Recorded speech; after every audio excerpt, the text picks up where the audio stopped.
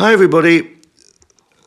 A couple of weeks ago, somebody contacted me and asked if I would make a video about intelligence. Well, me being not the most intelligent person in the world, I asked the Great White Brotherhood, and they've given me a number of pages of information. It's not terribly long. It's only sort of 8 pages long. It won't take long to read.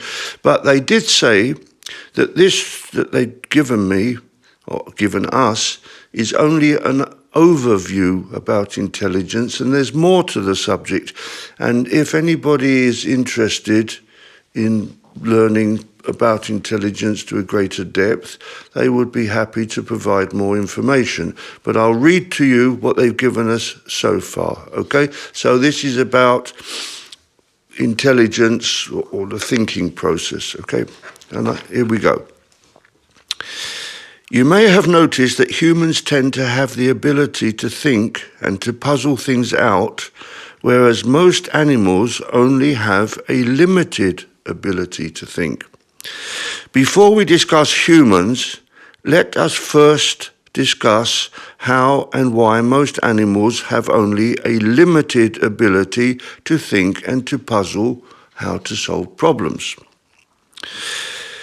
There have been over time a number of tests on animals to demonstrate their abilities to problem solving, and experiments have been created to see just what the limits on animal intelligence is.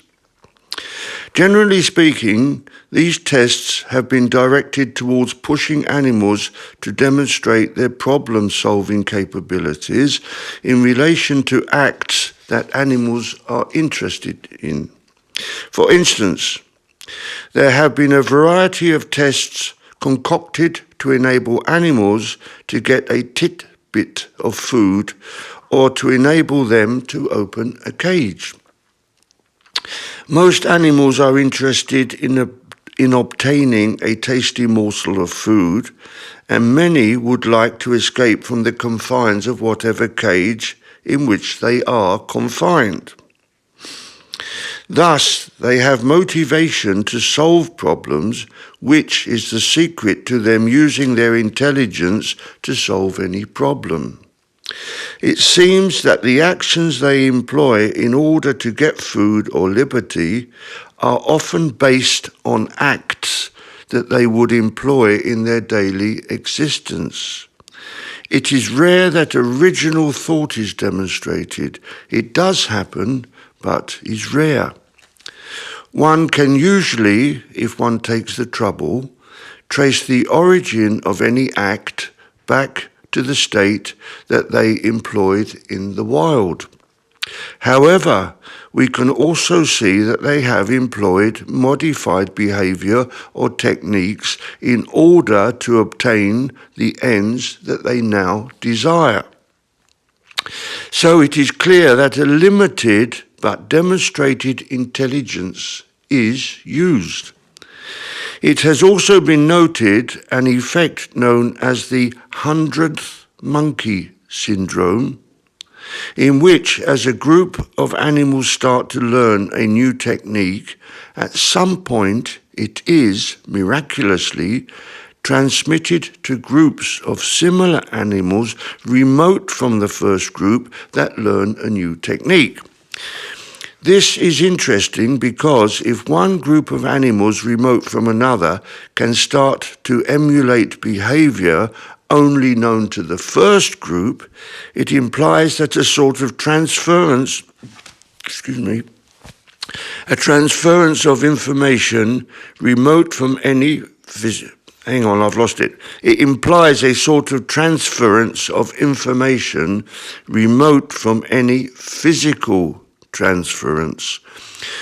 We could understand that if one group was in physical contact with a second group of animals, by simple observation, they could ape the acts of the first group, but this is not the case. First, one animal in a group stumbles on a new way to do something, which is copied by others, but at a certain point, when enough animals of a particular group have learned this new technique, animals in a remote group start automatically to copy this new technique without ever seeing it demonstrated. Science wonders how this can happen, but for those who have followed our teachings, it is fairly obvious. All life is one, although, according to whether one is human or animal, and according to which animal class they belong, this oneness is separated to a certain degree. Also, there is only one higher self, one imagination, but, as before, according to the class of entity one belongs to, the reactions of higher self and imagination can alter. This implies that what we call intelligence is governed by another part of us that allows intelligence to be more or less prominent. When we mention this, we are implying intelligent reactions to different scenarios, A, according to whether one is human or animal, and B, the degree that the entity is able to contact his higher self. In the case of animals, each species has a group form of intelligence, but at the same time, each animal in any class of animals can appear to have more or less individual intelligence. Let us explain this a little more.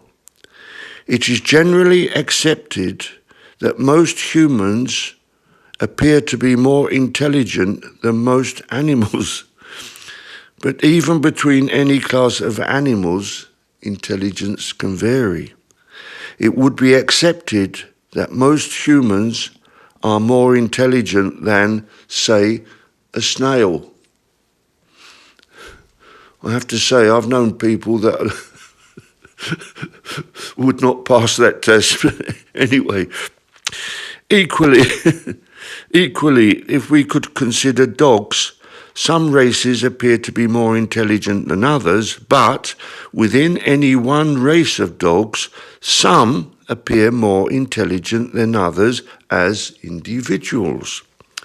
We use the word appear to be more intelligent because, in theory, if all is equal, there should be one level of intelligence for all things, but this does not seem to be the case.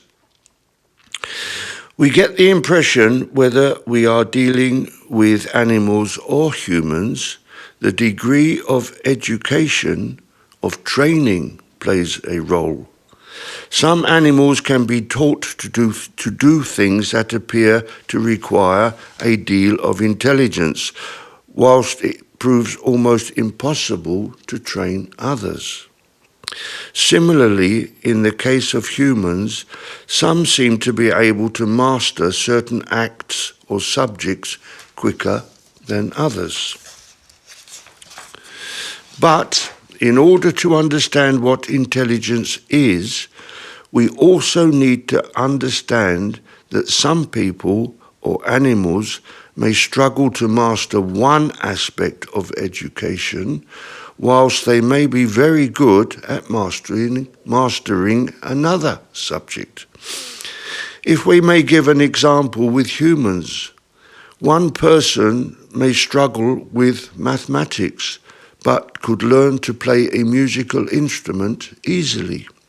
So, we are going round and around with this topic, intelligence, because the more we think about it, the more we realize that intelligence is a complex, multifaceted subject. And unfortunately, as is so often the case, we cannot describe intelligence in just a few words. It is not just a function of the brain, although we would readily admit that if someone has a damaged brain, the ability to express intelligence would be impaired. There is a difference between intelligence and the ability to express that intelligence. Also, there is a difference between intelligence and trotting out information learned by rote from books. Also, we need to differentiate between intelligence and cunning, which, unfortunately, is something that many politicians, bankers, and other rulers of the world fail to recognize. In our opinion, intelligence is part of the ability to look out for and to look after others and not just use intelligence for self-advancement or self-preservation. So what they're saying there, I haven't broken into this before, but what they're saying there, obviously, that their idea of intelligence is not just the ability to survive, oneself to survive, but to be able to help other people. Many animals whom we would regard as distinctly lacking in intelligence have self-preservation well developed. So we draw a distinction between intelligence and cunning. We will also mention genius, which has been described as the ability of making an intellectual leap from known knowledge to a new knowledge without following any logical process from one to the other. It is a direct link to a new understanding. So, from what they said there, genius, if somebody got a certain amount of knowledge and is a genius, he can, in certain circumstances, suddenly make a leap to a new understanding without making logical steps that lead him to that point, like most of us would have to do. So, let us return to considering intelligence in relation to humans. In simple terms, intelligence comes in the degree that we are able to contact our higher self and, through imagination, transmuting the blocks of information that the higher self provides to the imagination plane and allowing that imagination plane to break those blocks of information into a stream that can be understood by the mind. Now, I'll stop there again because you've got higher self, then this thing we call the imagination plane, and then the mind. Okay, that puts stuff together. Now, for some reason, the higher self sends us blocks of information, which are sometimes difficult to decode. But when it hits the imagination plane, that imagination plane, amongst other things, takes that block of information and spreads it into a stream, which is then fed into our mind, and we can understand it more readily than if we were just given a block of information. That's what they're saying there. So, the trick is to be able to contact higher self. Let us once again briefly examine higher self. Those who have read and understood information that we have provided in other works will understand that very early man, and we're talking about billions of years ago, before man ever came into it mentions it here, that very early man, long before incarnation was brought into place, was faced with a large number of problems and allowed the time necessary to solve those problems. And this is explained in one of the books that the Great White Brotherhood gave us. So, we may assume that early man had solved all the problems that could ever occur. This information was passed to God, and God started to become wise. And once again, that's explained in at least one of the books, if not more. Later, something we call higher self was created. Higher self is human's contact to God. It's your contact, my contact, everybody's personal contact to this force we call God. Thus, higher self has all the answers to all the problems that man could face. So, we hope you can realize that it suffices to contact higher self to be able to obtain the answer to any question with which we might be faced. Problem solving is what we refer to as intelligence, with the exception of genius, which is a different technique for gathering information. Earlier in this discussion, we considered a number of ways in which humans and animals are able to gather information, and it can seem very complicated. It is complicated if and when, with any problem to which an answer is required, we do not have the ability to contact higher self to reach conclusions, higher self. And so we need to use other mental exercises to reach conclusions. But for those who are able to delve into higher self, it suffices to locate within higher self that part that contains the answer to whatever problem we have, and then allow the imagination plane to sort out the answer into a meaningful stream.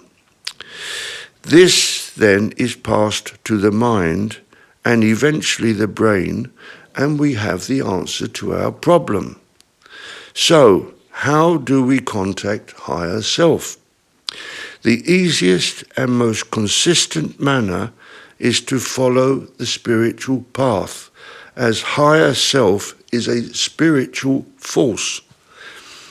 If we follow the spiritual path for long enough, we can open a door between us and higher self, in which case, as a problem arises, higher self provides the answer. Once we get to this point, we are considered wise.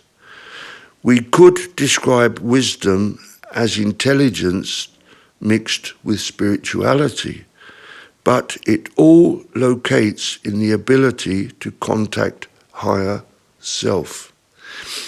And that's the end of this.